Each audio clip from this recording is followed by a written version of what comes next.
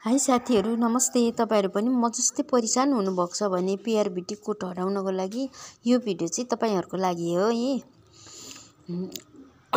मेरो चाहिँ एकदम नराम्रो गरी पीआरबीटी बसेको थियो, मलाई नै थाहा भएन। अरूले फोन गर्दा यस्तो तिम्रो कस्तो रिङटोन ब्याकटोन नराम्रो बच्चा हटाउनु भनेर भनिराख्नु भएको थियो।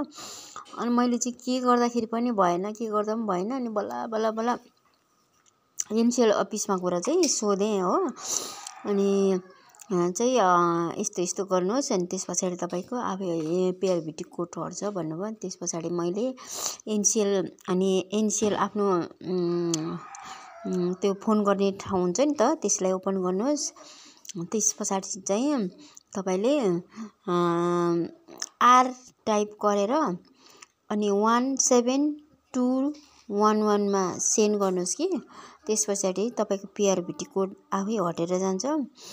मेरो चाहिँ एकदमै समस्या भएर मलाई चाहिँ त्यस्तो परेको थियो। तपाईहरु पनि म जस्तै कोही हुनुहुन्छ भने यो भिडियो तपाईहरुको लागि हेर्नुस् ल।